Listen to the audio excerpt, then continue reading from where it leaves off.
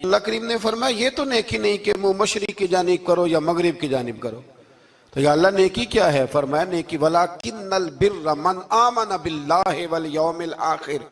फरमाया नेकी तो ये है कि अल्लाह और आखिरत पर ईमान लाओ।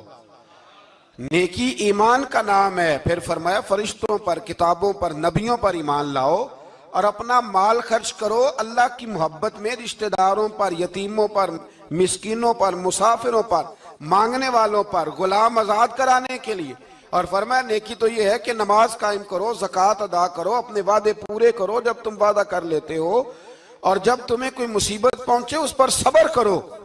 फरमाया उलाइकल लज़ीना सदकू, ये वो लोग हैं जो नेकी के दावे में सच्चे हैं, जो ईमान भी लाएं, खर्च भी करें, मुसीबत पर सब्र भी करें। ये वो लोग हैं जो ईमान के दावे में सच्चे हैं। वउलाइका हुमुल मुत्तकून, और ये वो लोग हैं जो परहेजगार हैं अल्लाह से।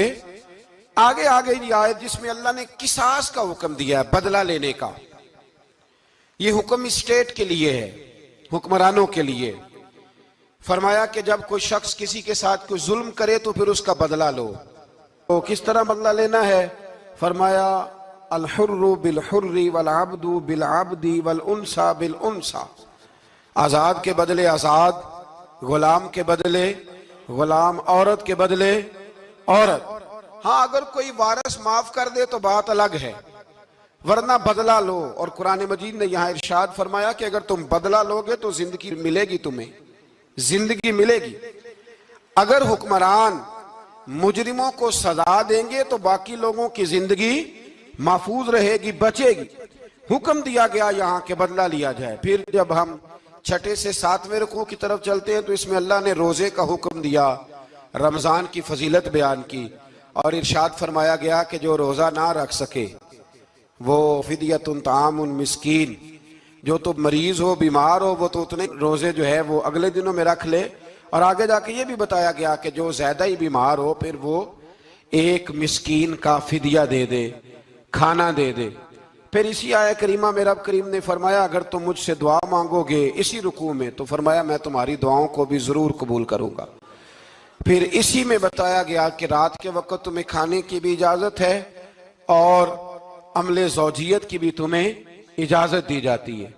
इसी तरीके से फिर आगे अल्लाह तबारक व तआला ने हज के महीनों के बारे में अलामतें इरशाद फरमाई और मसाइल हज कुछ आगे जाके बयान किए। और एक और गलत रस्म, लोग रस्में बना लेते हैं ना, एक और रस्म थी कि यहूदी और ईसाई जब हज करते थे ना, एहराम बांध लेते थे, फिर दरवाजे से घर में दाखिल नहीं होते थे, ऊपर से छलांग लगा के कि अब हम पाक हो गए। तो दरवाजा चूंकि गुनाहगार है, इसके बीच से गुनाहगार आते जाते रहे हैं, लिहाजा दरवाजे से नहीं गुजरते थे। तो अल्लाह करीम ने फरमाया ये कोई नेकी नहीं, ये कोई तरीका नहीं कि तुम दरवाजों से ना गुजरो। वलाकिन्नल बिर्र मन इत्तका, दरवाजे के ऊपर से छलांग लगाना नेकी नहीं, बल्कि नेकी तो ये है कि अल्लाह से डरना शुरू कर दो। हज के बाद पाक साफ हो जाओ, डरना शुरू करो, ये असल में नेकी है। तो फिर अल्लाह तबारक व तआला ने हज के मसाइल काफी तफसील के साथ, क्योंकि वो फिकी मसाइल हैं और पूरी उसकी जुजियात हैं, लिहाजा वो एक नशिस्त में करने की बात नहीं। तो रब करीम ने वहां मशअर हराम का भी जिक्र फरमाया और उन सब चीजों की तरफ निशानदेही फरमाई जिन पर तवज्जो करना उम्मत मुस्लिमा के लिए बड़ा ही जरूरी है। फिर आगे 8वें रुकू तक ये बातें मुख्तलिफ अंदाज में चलती रही। फिर 9वें से 10वें रुकू में एक बात रब करीम ने ये इरशाद फरमाई कि मैंने काफिरों की नजर में ना, जब उन्होंने मेरी नाफरमानी की है, मेरे कलमा नहीं पढ़ा, मेरे महबूब को नहीं माना, कुरान मजीद को नहीं माना, तो फरमाया मैंने दुनिया की जिंदगी उनके सामने मुज़य्यन कर दी। ये बड़ी समझने वाली बात।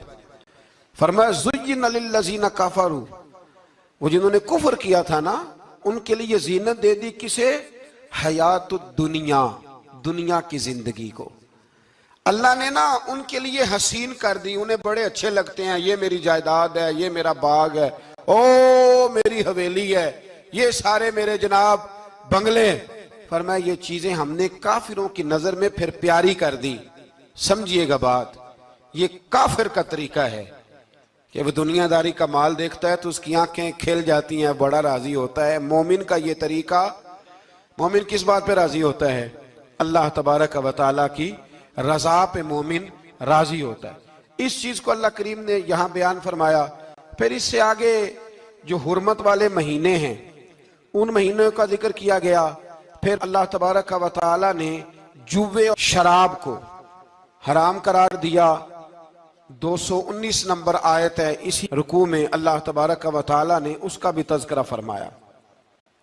ये तफसील के साथ तज़किरे जारी रहे। फिर इसी तरह औरतों के जो हैज़ो नफास के मसाइल हैं उनको भी अल्लाह तबारक व तआला ने इसी पारे के अंदर बयान फरमाया। कुछ तलाक के मसाइल भी अल्लाह करीम ने इसी पारे 9वें रुकू से आगे जाके उन सारी चीज़ों को अल्लाह करीम ने बयान फरमाया। और फिर ये भी इरशाद फरमाया हैज़ो नफास मसाइल और तलाक, इन सारी चीज़ों को बयान करने के बाद फरमाया कि इनके मसाइल गोया सीख लो, उस पर अमल करो। और फरमाया तिलका हुदूदुल्लाह, ये अल्लाह की हदें हैं।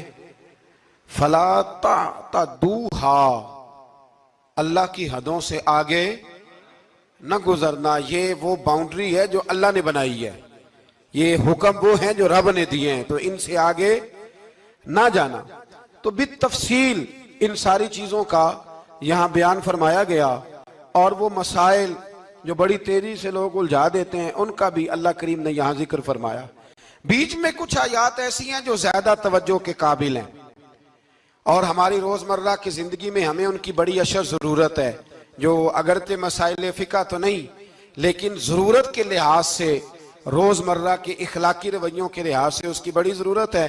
उन चंद आयात का भी हमने इंतखाब किया, इंशाल्लाह उस पर भी कुछ बात करता हूं। इस पारे के आखिर में ना अल्लाह करीम ने एक वाकया बयान फरमाया है। इसमें अल्लाह तबारक व तआला ने ना बनी इसराइल का एक वाकया बड़ी तफसील के साथ, और वो इस पारे के इख्तिताम पर अकीदे के लिहाज से, नजरिए के लिहाज से, समझने के लिहाज से बड़ी अहम चीज है, उस पर जरूर गौर फरमाएं। वो ये हुआ कि बनी इसराइल के अंदर हमेशा ऐसे होता था कि अल्लाह तबारक व तआला एक पैगंबर और एक बादशाह, बनी इसराइल के अंदर हमेशा नबी और बादशाह मौजूद रहते थे। एक वक्त ऐसा आया कि बनी इसराइल में कोई नबी नहीं थे और बनी इसराइल का जो अपना इलाका था ना वो मुल्क शाम है। तो कौम में अमाल का एक कौम थी और बड़े सख्त गिर लोग थे। उन्होंने बनी इसराइल वालों के साथ लड़ाई की, जिहाद किया और इन्हें इनके इलाके से निकाल दिया। और कुछ हजरत यूसुफ अलैहिस्सलाम के ज़माने में वैसे भी एक बहुत बड़ी तादाद जाके मिस्र में आबाद हो गई थी। अब ये हुआ कि इनके पास कोई बादशाह नहीं है, ये बार बार दुआ करते हैं, इल्तिजा करते हैं। तो अल्लाह ताला ने एक पैगंबर इन्हें अता किए जिनके मुख्तलिफ नाम किताबों में हैं। सदरुल अफाज़ल रहमतुल्लाह अलैह ने तफसीर खज़ाइनुल इरफान के अंदर उनका नाम हजरत शमवील अलैहिस्सलाम लिखा है। हजरत शमवील अलैहिस्सलाम को अल्लाह ताला ने नबुव्वत अता फरमाई। और जब हजरत शमवील अलैहिस्सलाम अल्लाह के नबी हुए, बनी इसराइल वालों को यकीन आया कि अल्लाह ने अल्हम्दुलिल्लाह हमें एक नबी के झंडे तले जमा कर दिया है, तो फिर उन्होंने कहा कि आप हमारे सामने एक बादशाह भी मुकर्रर करें ताकि हम उसकी सरपरस्ती में जिहाद करें। जब इन्होंने ये बात की तो अल्लाह तबारक व तआला ने हजरत शमवील अलैहिस्सलाम के जिम्मे लगाया। तो एक उस जमाने में अल्लाह के नेक बंदे थे, जनाब तालूत अलैहिस्सलाम उनका नाम था। तो हजरत शमवील अलैहिस्सलाम ने उन्हें कहा कि अल्लाह करीम ने ना तुम्हारा बादशाह तालूत को बनाया है, उनका नाम भी कुरान मजीद ने जिक्र फरमाया है। तो बनी इसराइल के लोग कहने लगे ये तो गरीब आदमी है, वो बकरियां चराया करते थे लेकिन इल्म में बड़े पुख्ता थे, वजूद में बड़े ताकतवर थे। तो कहा कि ये तो गरीब आदमी है, तो हम तो ज्यादा हक रखते थे कि हमें बादशाह बनाया जाए। तो हजरत तालूत अलैहिस्सलाम के बादशाह बनने के बाद हजरत शमील अलैहिस्सलाम ने जो बात की, अल्लाह करीम ने उसे कुरान मजीद में बयान फरमाया। रब फरमाता है बस्ततन फिल इल्म वल जिस्म, इसे इसलिए तुम्हारा बादशाह बनाया गया है कि इसे हमने कुशादगी दी है, इल्म में भी और जिस्म में भी। बड़े माशाल्लाह मोटे ताजे थे, वजूद बड़ा ताकतवर था। कुछ मोटे ताजे होते हैं पर ताकतवर नहीं होते, मोटे ताजे भी थे और ताकतवर भी थे। फरमाया कि वजूद में भी ताकत है और इल्म में भी अल्लाह ने इन्हें वुस्अत अता फरमाई। तो बनी इसराइल वाले कहने लगे जी नहीं जी, कोई बंदा और आ जाए, ये हमारा बहुत बड़ा मसला है ना जी, हर एक की मर्जी की ना तो बात हो सकती है और ना हर बंदा हर एक की मर्जी पर पूरा। कहने लगे नहीं जी कोई और होना चाहिए था, हमें कैसे पता चलेगा कि अल्लाह ने मुकर्रर किया है। बड़ी खास बात है, इसको समझिएगा। ये सारा मजमून आपको मिलेगा इसी पारे के आखिर में, आप पढ़ेंगे ना जी तो ये सारा मजमून आपको मिलेगा। और आप अगर सरसरी नजर से भी इसका मुताला करेंगे ना, जाके कुरान शरीफ खोल के 15वें से 16वें रुकू में, आप खुश होंगे कि आप कितने अच्छे नजरिए और अकीदे के मानने वाले हैं। तो जब कहा ना कि तालूत को हमारा बादशाह बनाया गया तो दलील क्या है, तो कुरान कहता है कि हजरत शमूएल अलैहिस्सलाम ने फरमाया कि तुम्हारा एक ताबूत था, एक संदूक था तुम्हारे पास, वो संदूक तुम्हारा कौमे उमाल का उठा के ले गई थी। इनके बादशाह होने की दलील ये है कि अल्लाह तुम्हारा वो संदूक तुम्हें वापस कर देगा, वो तुम्हारा संदूक तुम्हें वापस कर देगा। उस संदूक में क्या है, वो हजरत आदम जन्नत से साथ लेके आए थे। उसमें था क्या, तो कुरान मजीद कहता है कि उसके अंदर ना हजरत हारून अलैहिस्सलाम और हजरत मूसा अलैहिस्सलाम के तबर्रुकात थे। तबर्रुकात, कल मैं एक मौलवी देख रहा था, बेचारा एक बंदा ना मस्जिद नबी के साथ गुलाफ और शायद कोई कफन था, वो मस्जिद नबी की दीवारों से मस कर रहा था। तो वो कह रहा था नहीं इससे क्या होता है, तबर्रुक कोई चीज नहीं, अच्छे अमाल की वजह से बंदा बख्शा जाएगा। मैंने कहा तू मुझे मिले तो मैं तुझे बुखारी खोल के दिखाऊं कि हजरत अब्दुर्रहमान इब्ने औफ जिन्हें हुजूर ने कती जन्नती कहा, हुजूर के वजूद पर कुर्ता देख के कहने लगे हुजूर बड़ा ही सोना लग रहा है। तो फरमाया तुझे चाहिए, हुजूर मिल जाए तो क्या ही बात है। नबी पाक ने अता किया तो सहाबा कहने लगे अब्दुर्रहमान आपको तो जरूरत नहीं थी, आपके पास तो बड़े लिबास हैं, तो ये कुर्ता हुजूर ने कबूल कर लिया, कोई लेके आया और आपने मांग लिया। तो वो रो पड़े, कहने लगे पहनने के लिए नहीं मांगा, ये हुजूर के जिस्म से लग गया है, मैंने कफन बनाने के लिए मांगा है। तू कहता है हुजूर के तबर्रुक में खैर कोई नहीं। पर आप यकीन करें उन लोगों पे हैरानगी है, हमने भी मरना है ना जी, बड़ी जल्दी कब्र में जाना है, वक्त का कुछ पता नहीं, लेकिन इतने अंधे होकर लोग चीजों को देखते हैं और इस तेजी के साथ गुमराही फैलाते हैं। मुझे बाकायदा किसी ने वीडियो भेजी और कहने लगा जी देखें कितनी अच्छी बात कर रहा है, लोगों को समझाएं। तो मैंने कहा नहीं, इसको समझाने की जरूरत है। और मैंने उसको देखा है, वो जो लाल रुमाल वाला, मैंने देखा है वो ढूंढ ढूंढ के जाहिलों को पकड़ता है, तलाश करता है, और अगर कोई मिल जाए बात बताने वाला तो फिर वो खुद पकड़ा जाता है, और कई दफा पकड़ा गया तो निकल गया है। अल्लाह ताला हमें समझने की तौफीक दे, हम सियाने हो जाए तो ये दूर दूर तक नजर नहीं आएंगे इंशाअल्लाह। तो वो ताबूत आएगा, बनी इसराइल वालों से कहा ताबूत में क्या था सुन लो, और ये कुरान मजीद है। आज मेरी मानना ये 15वें से 16वां रुकू जरूर ही पढ़ना कि वो आखिर ताबूत में क्या था, खोलना जरा। कुरान मजीद कहता है कि हजरत मूसा अलैहिस्सलाम और हजरत हारून के तबर्रुक थे। तो तबर्रुक क्या थे, तमाम मुफस्सिरीन ने लिखा है कि हजरत मूसा का एक कुर्ता था, एक डंडा था, जूते थे, और जनाब हारून अलैहिस्सलाम का इमामा शरीफ था, और तौरात की कुछ तख्तियां थी। तो उसका फायदा क्या था, उस ताबूत का फायदा यह था कि बनी इसराइल वाले जब अपने दुश्मनों से लड़ते थे, ताबूत सामने रख के दुआ मांगते थे, अल्लाह इन्हें कामयाबी अता कर देता था। तो कौमे मालकों को भी पता चल गया कि संदूक में कुछ है जिसकी वजह से ये कामयाब हो जाते। वो संदूक उठा के ले गए। अब उनकी कमबख्ती ये, कम नसीबी ये कि उन्होंने जाके उसे रूढ़ी पे फेंक दिया। जब रूढ़ी पे फेंका तो उनके अंदर बीमारियां आ गई, वबाएं फूट पड़ी, मरने लगे, वजूद फूलने लगा। फिर उनके दिलों में बात आई कि ये हमने इस संदूक की बेअदबी की है। संदूक में क्या है, तबर्रुकात। हमें कहते हैं जी नालैन का नक्शा क्यों लगाया है, तो हमारे तो बुजुर्गों का कीदा है सर पे रखने को मिल जाए अगर नक्शे नाले पाके हुजूर, तो फिर कहेंगे कि हाँ ताजदार हम भी हैं। तो कहा कि उसके अंदर ये तबर्रुकात थे, उन्हें भी समझ में आई। तो उन्होंने ना बैलगाड़ी मंगाई और वो संदूक उठा के उसके ऊपर रख दिया। अब क्या हुआ, कुरान कहता है कि फरिश्तों ने ना उस संदूक को वहां से उठाया। मुफस्सिरीन ने लिखा इसका माना यह भी हो सकता है कि उस बैलगाड़ी को डायरेक्शन पे लगाया उधर से हजरत शमूएल अलैहिस्सलाम ने जनाब तालूत को बादशाह बना दिया और इधर से वो संदूक चल पड़ा। कहा भाई हम इनको कैसे बादशाह माने? तो फरमाया बादशाह इस तरह मानोगे कि तुम्हारा वो संदूक आ जाएगा और कुरान कहते हैं उस संदूक में तुम्हारे दिलों का सुकून है, उसमें तुम्हारे दिलों का। और भाई हमारी तो कोशिश होती है बुजुर्गों से कोई चीज मिल जाए, अल्लाह वालों का कोई तबर्रुक हमारे हाथ आ जाए।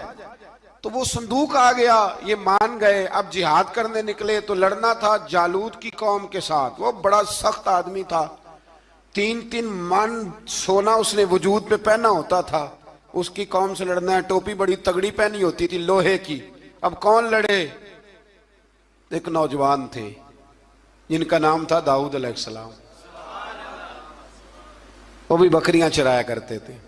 और जिन दिनों हजरत तालूत निकले ना अपनी कौम को लेकर जालूत के खिलाफ लड़ने, तो हजरत दाऊद भी शामिल हो गए। अल्लाह जब किसी को नवाजता है ना तो फिर खास ही करम नवाजी करता है। मुफस्सिरीन ने लिखा जब ये जा रहे थे ना, वहां जा रहे थे तो रास्ते में इन्हें 3 पत्थर मिल गए। इन्होंने वो तीनों पत्थर उठा लिए। उस जमाने में पत्थर फेंकने के लिए छोटी छोटी लोगों के पास चीजें हुआ करती थी, उसको कोफन भी लोग कहते थे, मंजनीक, उसको सामने रख के फिर बनाई गई।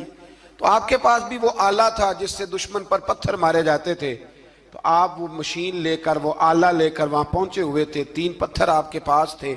आप फरमाते उस दिन मैं बड़ा बीमार था, इतना बीमार था कि मेरा रंग पीला हो गया।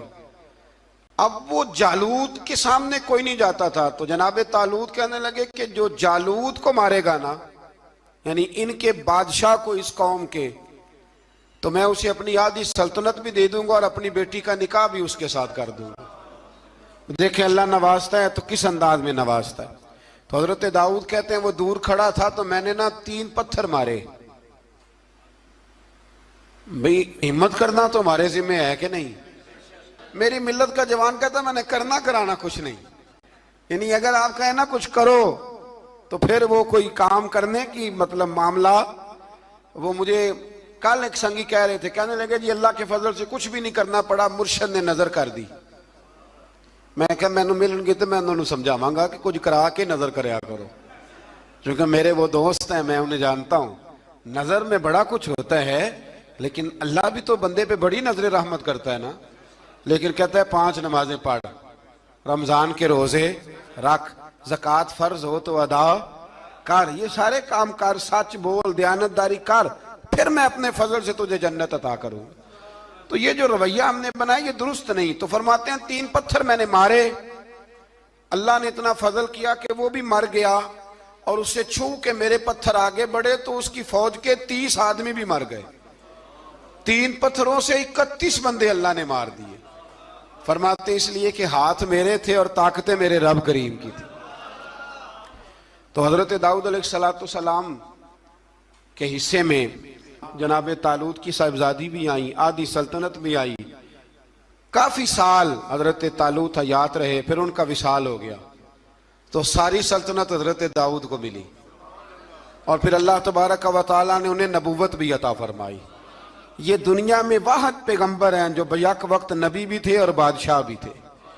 और फिर अल्लाह ने फजल फरमाया, इन्होंने बड़ी बड़ी फतूहात की।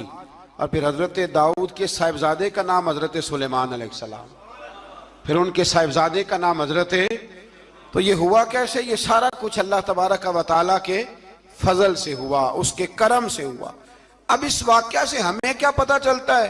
हमें यह पता चलता है कि रब जब फजल फरमाए ना किसी पे भी, तो हमें उस बंदे को देख के राजी होना चाहिए, कोई शिकवा नहीं करना चाहिए। और दूसरी बात ये समझ लेना चाहिए कि हुकूमतें, माल, दौलत ये सिर्फ सियासतों से नहीं मिलती, ये खुदा के फजल से मिलती है। और ये भी समझ लेना चाहिए कि जो बुजुर्गों के तबर्रुकात होते हैं उनकी क्या ही बात होती है। चंद बातें ऐसी थी कि मेरा दिल करता था उनको दोहराया जाए और ख़ास करके उन बातों पर तवज्जो की जाए। यहाँ ना अल्लाह तबारक व तआला ने उन बातों में से एक बात का जिक्र फरमाया है। यहाँ 207 नंबर जो आयत है ना इसी पारे की, उसमें अल्लाह करीम ने फरमाया कुछ लोग ऐसे हैं जो अपनी जानें ही अल्लाह के हवाले कर देते हैं। जिंदगी का मकसद दीन होता है, लुटा देते हैं। ये नाजिल कब हुई? यह आयत मुबारक हजरत सुहैब रूमी के बारे में नाजिल हुई। हजरत सुहैब रूमी रदी अल्लाह ताला अन्हु बड़े मालदार थे। मक्के से जब चले ना तो सारा माल मक्के में छोड़ दिया, इसलिए कि अल्लाह के रसूल मदीने चले गए। फरमाते हैं फिर मैंने मालो दौलत की परवाह नहीं की, फिर मैंने ये सोचा कि मैंने अपने हबीब के पास जाना है। सारा माल एक जगह पे दबाया और फरमाते मैं मदीना तय्यबा के लिए जब निकला तो कुफार ने, कुरैश मक्का ने रोका, हम नहीं जाने देंगे। तो हज़रत सुहैब रूमी फरमाने लगे भाई सुनो, मैं कमजोर नहीं, मैं ताकतवर आदमी हूं और तुम में से कोई ऐसा माई का लाल नहीं जो तीर चलाने में मुझसे ज्यादा सियाना हो, तलवार चलाने में मुझसे ज्यादा अक्लमंद हो। जाना मदीने मैंने है। अब यह है कि तुम बताओ मेरे साथ तीरों तलवारों से लड़ोगे या मैं तुम्हें एक सौदा बताऊंगा, सौदा करोगे? कुरैश कहने लगे सौदा क्या है? कहने लगे मेरा बड़ा माल है, मैं मक्के में दफन करके आया हूं, तुम मुझे मदीने जाने दो, मैं तुम्हें सारे माल का पता बता देता हूं। हजारों लाखों में था माल तिजारत। देखें जब सहाबा मदीने जाते थे तो कितनी कीमत देके जाया करते थे। तुम मुझे जाने दो, मैं तुम्हें वहां का पता बताता हूं। उन्होंने कहा जी बात ठीक है, आप पता बता दे। हज़रत सुहैब ने सारी जिंदगी की जमा पूंजी हजारों लाखों में सारी दे दी और मदीने के लिए तैयार हो गए। अल्लाह करीम ने इस बात को बड़ा ही पसंद फरमाया और फरमाया व मिनन नासी मन यशरी नफ्सहु इब्तिगा मरदातिल्लाह। फरमाया कुछ लोग ऐसे हैं जो अपनी जानें ही बेच देते हैं अल्लाह की रिजा हासिल करने के लिए, अपनी जानें बेच देते हैं। नफ्सहु इब्तिगा मरदातिल्लाह, अल्लाह की रजा हासिल करने के लिए अपनी जानों को बेच देते हैं। तो फरमाया फिर अल्लाह क्या करता है? फरमाया वल्लाहु रऊफुम बिल इबाद, फिर अल्लाह भी अपने बंदों पर बड़ा ही रहम फरमाने वाला है। जब ये सारा माल दे के मदीने पहुंचे ना तो इनके इस्तकबाल के लिए जनाब उमर पहले से मौजूद थे। हजरत उमर रिसीव करके नबी करीम की बारगाह में ले गए तो फरमाते हैं हुजूर ने मुझे देखते ही फरमाया सुहेब, जिंदगी में तुमने बड़ी तिजारतें की होंगी पर ये जो तूने सौदा किया है ना ये बड़ा ही नफे वाला किया है। ये जो सौदा फरमाया ये तूने बड़ा, तो दीन के लिए जब आप कोई काम करते हैं तो ये सौदा बड़ा नफे वाला। एक मजमून और यहां है 216 नंबर आयत में, वो भी बड़ा ही समझने वाला है। अल्लाह करीम ने जब जिहाद फर्ज किया ना तो फरमाया कुतिबा अलैकुमुल किताल, हमने तुम पर कत्ल करना, किताल करना फर्ज किया है। फरमाया हो सकता है तुम्हें ये कराहत महसूस हो, मुश्किल लगे, बुरा लगे। एक बात जो आज की नसीहत है और मज़ामीने कुरान जो हम सीख रहे हैं उसके अंदर से हमें ये खास चीज है जिसको समझना चाहिए। अल्लाह करीम ने फरमाया कि तुम पर जिहाद फर्ज किया गया है, वाहुवा कुरहुल लकुम, हो सकता है तुम्हें नापसंद हो, तो एक ना सारी जिंदगी के लिए एक नसीहत कर दी। फरमाया व आसा अन तकरहू शैया, हो सकता है तुम किसी चीज को नापसंद करो, वहुवा खैरुल लकुम, और वो तुम्हारे लिए अच्छी हो। अल्लाहु अकबर। ये वो बात है अगर समझ में आ गई तो कलेजा ठंडा हो गया, जिंदगी सुकून में आ गई। फरमाया हो सकता है तुम किसी चीज को नापसंद करो और वो तुम्हारे लिए बेहतर हो। व आसा अन तुहिब्बु शैया, हो सकता है तुम किसी चीज से मोहब्बत करो, वहुवा शर्रुल लकुम, और वो तुम्हारे लिए बुरी हो, अच्छी। बस मेरे रब ने एक बात मुसलमान को बता दी जो जीने के लिए बड़ी काफी है। फरमाया तुम मेरे और मेरे रसूल के हुक्म पर चलो। क्यों? इसलिए कि वल्लाहु यअलमु व अंतुम ला तअलमून, अल्लाह जानता है तुम नहीं जानते। अल्लाह के तरीकों के मुताबिक, रसूलुल्लाह के बताए हुए तरीकों के मुताबिक चलो। अल्लाह जानता है, हम जानते नहीं। तो कुरान मजीद की इस नसीहत पर जरूर गौर करें। एक शख्स ने एक दफा अपनी बीवी की बड़ी शिकायतें की नबी करीम की बारगाह में, तो रसूल करीम अलैहिस्सलाम ने फरमाया हो सकता है अल्लाह तुम्हें उसमें से ऐसी औलाद अता कर दे जो तेरे लिए बाइसे खैर हो। जो चीजें हम नापसंद करते हैं बाज़ औक़ात उसी में से अल्लाह ताला हमारे लिए खैर कर देता है। अल्लाह हमें समझने की तौफीक अता फरमाए।